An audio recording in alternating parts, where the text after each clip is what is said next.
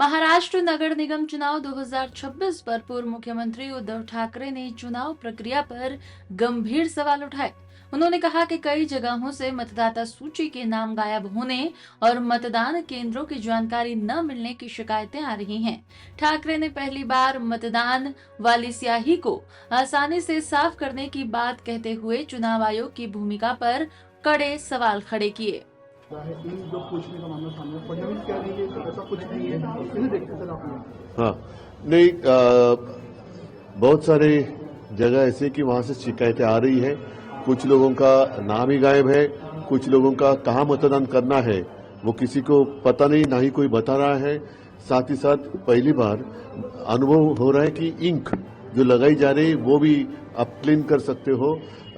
तो ये सब गड़बड़ी कर रहे हैं ये लोग, और इसलिए मैंने कहा कि ये जो चुनाव आयोग है या कमिश्नर है वो करते क्या है, किस चीज के लिए वो सैलरी लेते हैं। ईवीएम मशीन बहुत जगह पे प्लेट से शुरू हुए हैं, चल नहीं रहे हैं, काम नहीं कर रहे हैं। नहीं, एक तो पुराने मशीन लगाए हैं उन्होंने, साथ ही साथ कल जैसे मैं राज और संजय जी साथ थे वो और एक कुछ उन्होंने चीज लाई है, पाड़ू। तो ये सब मतलब इतनी हवस है इन लोगों में सत्ता प्राप्त करने के लिए, ऐसी बेशर्म सरकार कभी देखी नहीं।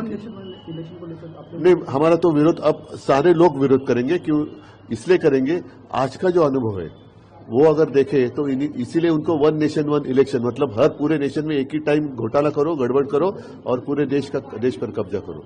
इसके बावजूद मैं सारे मतदाताओं को आह्वान मतलब विनती कर रहा हूं, भारी संख्या में उतरकर जहां जहां आपका नाम है वहां जाकर आप मतदान अवश्य करिए।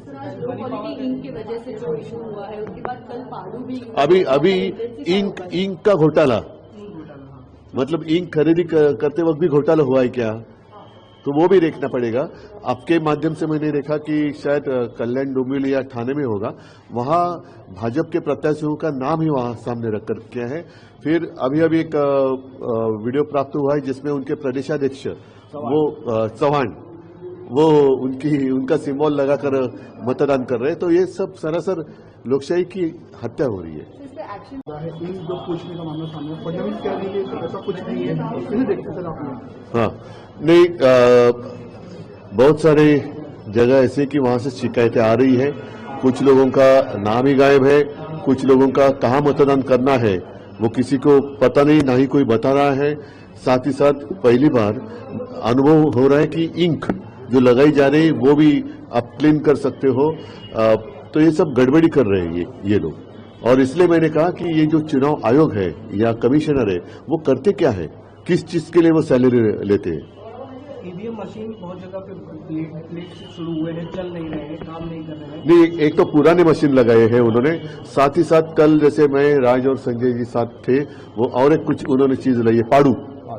तो ये सब मतलब इतनी हवस है इन लोगों में सत्ता प्राप्त करने के लिए, ऐसी बेशर्म सरकार कभी देखी नहीं।